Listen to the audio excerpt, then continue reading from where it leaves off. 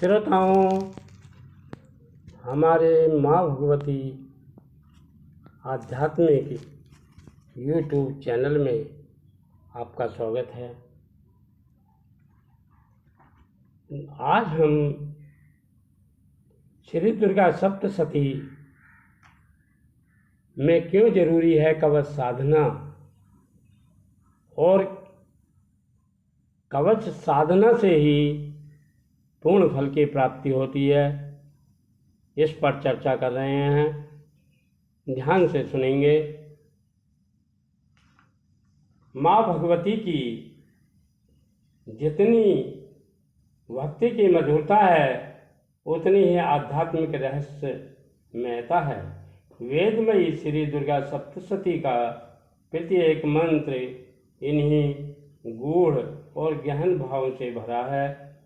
ठीक यही स्थिति इसके 6 अंगों की है, जो वेदांग रूप होने के साथ अपने में व्यापक दार्शनिक एवं आध्यात्मिक अर्थों को समेटे हुए हैं। इन 6 अंगों में सबसे पहला अंग कवच है। हमारे परम पूज्य गुरुदेव ने भी गायत्री महाविज्ञान में कवच की बड़ी महिमा बताई है। उनके ही शब्दों को दोहराएं तो कवच का अर्थ है आच्छादन। किसी से अपने को ढक लिया जाए तो उसे कवच पहनना कहेंगे। लड़ाई के समय योद्धा लोग एक विशेष प्रकार के चमड़े और लोहे से बने हुए वस्त्र पहनते थे, जिससे दूसरों के द्वारा किया हुआ प्रहार उन वस्त्रों पर ही रह जाता था। उन वस्त्रों को कवच कहते थे। कवच का काम रक्षा करना है। रक्षा करने वाली प्रत्येक वस्तु को कवच कहा जा सकता है। युग ऋषि इसके मात्रिक और आध्यात्मिक तत्वों को स्पष्ट करते हुए आगे कहते हैं कि उसी प्रकार आध्यात्मिक शक्ति संपन्न ऐसी देवी कवच भी होते हैं जिसका आवरण ओढ़ लेने पर हमारी रक्षा हो सकती है। मंत्र शक्ति, कर्मकांड और श्रद्धा का सम्मिश्रित आध्यात्मिक कवच इस प्रकार का है कि उससे अपने को आच्छादित कर लेने पर शरीर और मन पर आक्रमण करने वाली अनिष्टों को सफलता नहीं मिलती। वेद मूर्ति गुरुदेव के ये वचन भी वेदवाणी की ही भांति हैं। उनके द्वारा उच्चारित इस पवित्र वाणी का प्रत्येक शब्द पठनीय होने के साथ मननीय और करणीय भी है। शास्त्र ग्रंथों में प्रत्येक देव शक्ति एवं देवी शक्ति के भिन्न भिन्न कवच कहे गए हैं। इनमें से प्रत्येक को अपनी विशिष्ट साधना और विधि विशिष्ट फलश्रुति है, जिसे उपासक आराधक चित्त पुरातन काल से अनुभव करते आए हैं। माँ आदि शक्ति के विविध नामों एवं उसमें समाई रहस्य में आध्यात्मिक शक्तियों को स्मरण दिलाने वाला देवी कवच देवी होने के साथ अमोघ एवं परम विशिष्ट है। इसके प्रभाव अतुलनीय हैं। साथ ही इसके संदर्भ में एक बात यह भी है कि यह बिना किसी भेदभाव के सबके लिए है। सभी इस सामर्थ्यवान कवच का प्रयोग करने में सक्षम हैं। इस कवच की पूर्व पीठिका से स्पष्ट होता है कि ऋषि मार्कंडेय जी के प्रार्थना करने पर भगवान ब्रह्मा ने इसे लोकहित और सर्वहित के लिए प्रकट किया था। इस कवच के विनियोग मंत्र में इसे चंडी कवच नाम दिया गया है। इसका छंद अनुष्टुप है। देवता चामुंडा हैं, जो अज्ञान और अंधकार की संपूर्ण सेना को नष्ट करने वाली हैं। इसके ऋषि स्वयं ब्रह्मा हैं और यह श्री दुर्गा सप्तशती का अभिन्न अंग है। इस कवच की साधना का प्राण है भाव में भगवती का, उनके विविध नाम रूपों का भक्तिपूर्ण ध्यान। जो अनुभवी साधक हैं वे जानते हैं कि भक्तिपूर्ण ध्यान महाशक्तिशाली चुंबक है, जो ब्रह्मांडीय चेतना में संव्याप्त अलौकिक आध्यात्मिक शक्तियों को साधक के अस्तित्व की ओर आकर्षित करता है, उसके विभिन्न अंगों में उसकी प्रतिष्ठा करता है, एक ऐसा वेद आवरण अनाच्छादन तैयार करता है जिसे किसी भी अवस्था में कोई भी अरिष्ट, कोई भी अनिष्ट कभी भी भेद नहीं सकता। यह बात अनुभव की है और अनुभव यही कहता है कि साधना का प्राण भाव में भक्ति, अटूट श्रद्धा, अड़िग आस्था और अविचल विश्वास है। जिस साधकों के पास यह बहुमूल्य आध्यात्मिक पूंजी है, वे माँ आदि शक्ति की सहज कृपा कवच से स्वयं सुरक्षित रहते हैं। इस विशिष्ट देवी कवच की चर्चा करें तो इसके 4 आयाम हैं। इसके पहले आयाम में पूर्व पीठिका भगवती नवदुर्गा के 9 रूपों की चर्चा है।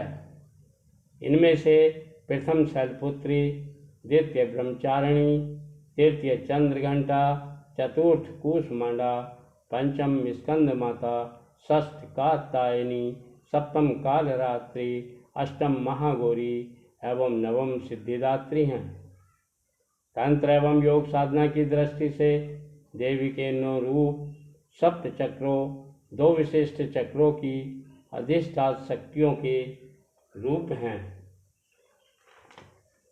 इसकी साधना और ध्यान से इन चक्रों की आध्यात्मिक शक्तियों एवं विभूतियों का प्राकट्य होता है। यह चर्चा रहस्यमय एवं परम गोपनीय है, इसीलिए इन पंक्तियों में इसका सांकेतिक विवरण ही प्रकट किया जा रहा है। जो अधिकारी हैं साधना उनको प्रत्यक्ष प्रमाण स्वयं दे देगी। इसके दूसरे आयाम तथा द्वितीय प्रकरण में माँ जगदम्बा के विविध स्वरूपों का चिंतन है। यह चिंतन कुछ ऐसा है जिसे संक्षिप्त एवं सांकेतिक ध्यान विधि भी कहा जा सकता है।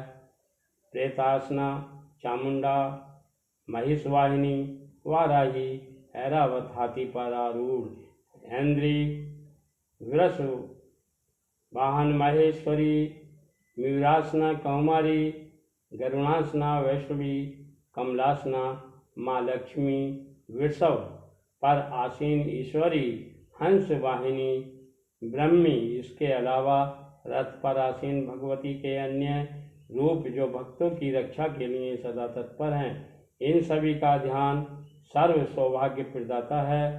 इसके सभी संकट का क्षरण होता है और साधक की रक्षा होती है। अपनी कवच साधना के क्रम में साधक को माँ आदि शक्ति के मूल रूप गायत्री स्वरूप का स्मरण करते हुए उनकी ही विविध शक्तियों को धारण करने वाली देवी के देवी स्वरूपों का चिंतन करना चाहिए। तृतीय आयाम अथवा तीसरे प्रकरण में कवच धारण की प्रक्रिया है।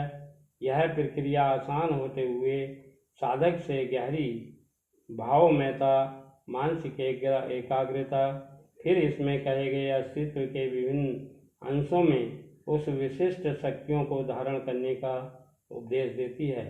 इस संबंध में ध्यान देने की बात है कि कवच साधना केवल शब्दोच्चारण मात्र तक सीमित नहीं है, बल्कि ध्यान साधना का उन्नत प्रकार है।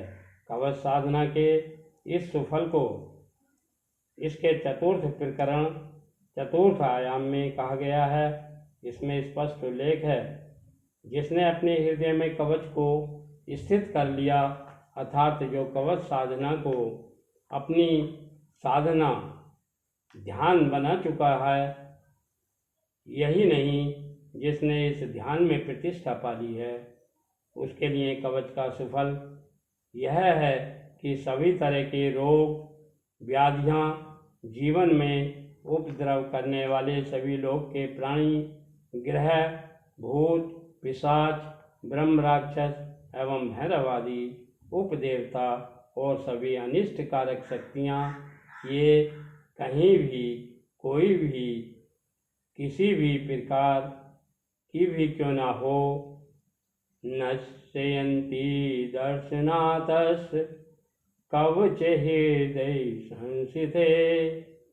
सभी ऐसे साधक के दर्शन मात्र से नष्ट हो जाती हैं जिसके हृदय में यह कवच स्थित है। इस कवच साधना से केवल दुर्योग ही नष्ट नहीं होते, बल्कि अनेकों सुयोगों एवं सुफलों की भी प्राप्ति होती है। ऋषि कहते हैं, यश सावर्धते सोएपी कीर्ति मंडी तले भूतिले, यानी कि कवच की साधना करने वाला मनुष्य अपनी कीर्ति से विभूषित भूतल पर अपने सुयश के साथ साथ वृद्धि को प्राप्त होता है। यही नहीं, यह कवच साधना साधक को आध्यात्मिक शिखर पर पहुंचाकर उसे सभी पासों से मुक्त कर शिव का साहचर्य प्रदान करती है। इसके लाभ अनेक हैं, जिन्हें कोई भी साधक अपने सहज साधना क्रम में अनुभव कर सकता है। इस साधना की एक अन्य विशिष्ट अनुभूति साधकों को अपने साधना अनुभव से मिली है। वह अनुभव यह है कि कवच साधना का सभी प्रकार के मनोरोगों पर विशेष प्रभाव देखा गया है। शुद्ध घी का दीपक जलाकर भगवती के किसी भी स्वरूप माँ गायत्री के चित्र के सामने किया गया कवच का शुद्धोच्चारण सहित पाठ सभी तरह की दुश्चिंताओं एवं मनोरोगों से मुक्त कराता है। यदि रोगी स्वयं यह पाठ करने में असमर्थ हो तो उसके प्रियजन भी रोगी के नाम का संकल्प करके उस भगवती की कृपा करुणा वृष्टि का चिंतन करते हुए इस क्रम को पूरा कर सकते हैं। श्रोताओं, आज हमने कवच, माँ दुर्गा के कवच के विषय में कुछ जानकारी दी। मैं सुभाष चंद्र चौहान, परिव्राजक, शांति कुंज हरिद्वार। Phone number 9758494406। कल हम चर्चा करेंगे कवच साधना से प्राप्त होता है पूर्ण फल। इस विषय पर आपको कुछ जानकारी देने का मन है। इन्हीं के साथ ओम शांति शांति शांति।